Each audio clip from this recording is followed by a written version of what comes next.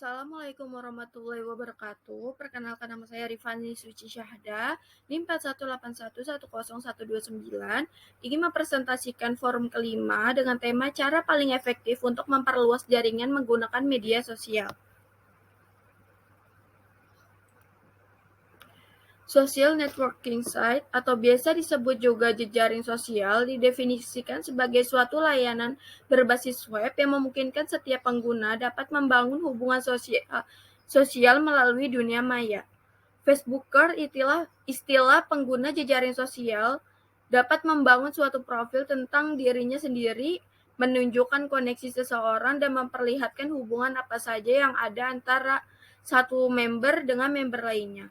Setiap social networking site memiliki ciri khas dan sistem yang berbeda-beda. Beberapa contoh social networking site diantaranya yaitu MySpace, Facebook, Kaiword, Twitter, dan Weibo. Fungsi dari penerapan social networking site itu sendiri berfokus pada koneksi yang akan dibangun oleh satu orang dengan orang lainnya, di mana dapat berupa hubungan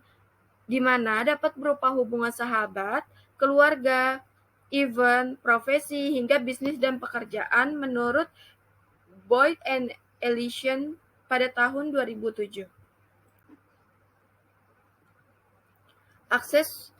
Aksesibilitas. Pemerintah harus membuat kebijakan yang ketat untuk memberikan izin atau membatasi sejauh mana pegawai dapat mengakses situs media sosial. Akses dapat dikelola dengan dua cara. Yang pertama, dengan mengendalikan jumlah dan jenis pegawai yang meminta akses, atau dengan menunjukkan jenis situs media sosial yang dapat diakses. Dengan kata lain, lembaga pemerintah harus memperhatikan persoalan akses dari pengelola, memberikan akses hanya kepada pegawai yang bertanggung jawab untuk menjaga media sosial. Berdasarkan wawancara dengan pengguna jejaring sosial, baik dari masyarakat maupun pegawai, mereka menginginkan akses yang tidak terbatas terhadap sosial media yang digunakan.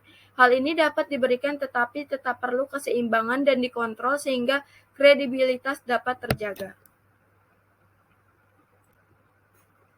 Selanjutnya, manajemen pengelolaan sosial media atau account management. Tanggung jawab manajemen pengelolaan sosial media meliputi pembuatan, pemeliharaan, dan penghapusan account media sosial. Kurangnya kebijakan yang jelas tentang pengelolaan memungkinkan pembuatan jejaring sosial atas nama lembaga tanpa sepengetahuan manajemen dan persetujuan organisasi. Sebuah kebijakan manajemen account harus membahas 4 bidang utama.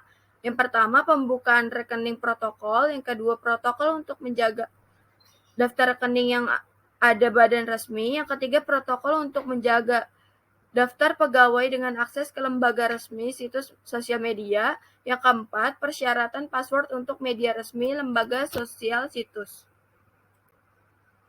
Kesimpulannya, membuat dan mempertahankan kebijakan media sosial sebagaimana yang sudah saya uraikan menjadi tantangan dan peluang bagi pemerintah untuk semakin dekat dengan rakyat.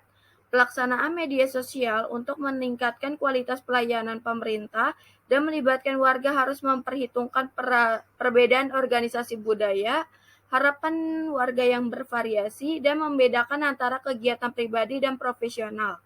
Kebijakan dapat membantu instansi pemerintah untuk mengelola perubahan dengan memanfaatkan teknologi internet melalui jejaring sosial.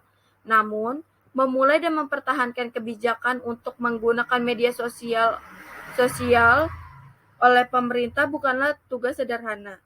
Pemerintah bersikap profesional dalam melaksanakan media sosial di instansi mereka melalui inovasi.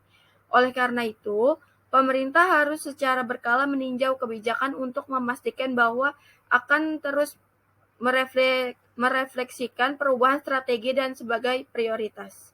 Sekian dan terima kasih. Wassalamualaikum warahmatullahi wabarakatuh.